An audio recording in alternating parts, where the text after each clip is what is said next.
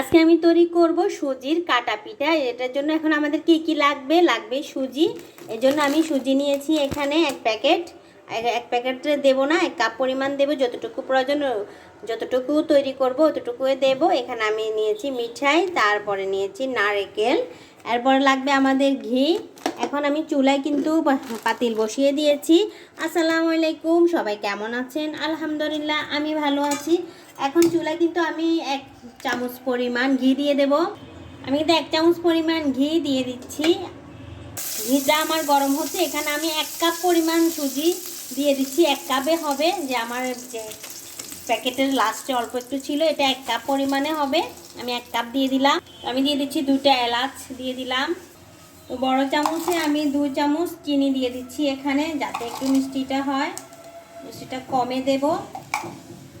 তো সামান্য পরিমাণ দেব নুন। আমি এখানে 1 কাপ পরিমাণ দিয়ে দিচ্ছি দুধ। 1 কাপ পরিমাণ দুধের ভিতরে আমি যে সুজিটা রান্না করব। তো আমার ডোটা কিন্তু অনেক সুন্দরভাবে কিন্তু হয়ে গেছে। আমি এখন কিন্তু নামিয়ে নেব। আমি এখন একটা প্লেটের ভিতরে নিয়ে নিচ্ছি, যে অনেক সুন্দরভাবে কিন্তু আমার ডোটা হয়ে গেছে। তো এখন একটু ঠান্ডা করে নেব। তো এখানে আমি আবার আরেক চামচ ঘি দিয়ে আর 1 কাপ সুজি এখন ভিতরে ফুডটা রেডি করে নেব।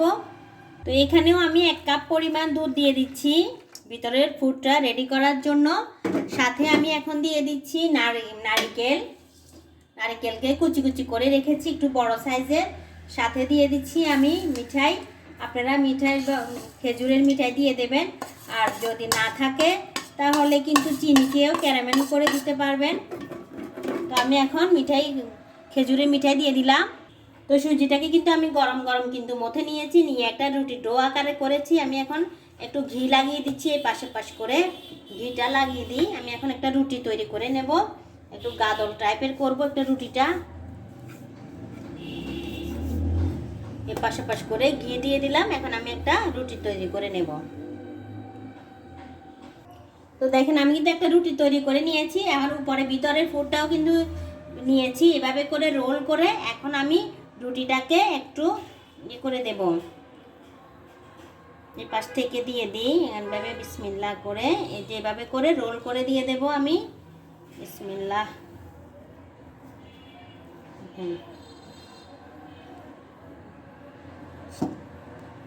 তো দেখেন খুব সহজে কিন্তু আমার সুজির কাটা পিঠাগুলো কিন্তু হয়ে গেছে। কেক পিঠাও বলতে পারেন এটাকে। অনেক সুন্দরভাবে কিন্তু হয়ে গেছে। তো আমার দেখেন একটা কিন্তু আমি টেস্ট করে দেখাচ্ছি যে কেমন হয়েছে, যে কেমন তুলতুলে হয়েছে। দেখেন এপিট ওপিট অনেক সুন্দরভাবে কিন্তু হয়ে গেছে, আর একবারে সফট হয়েছে। বিসমিল্লাহ, আমি একটু খেয়ে দেখাচ্ছি আপনাদেরকে। বিসমিল্লাহ। ওয়াও, সেই স্বাদ হচ্ছে, সেই স্বাদ। তো এত মজা হয়েছে যে মুখে দিলে মিলিয়ে যাচ্ছে।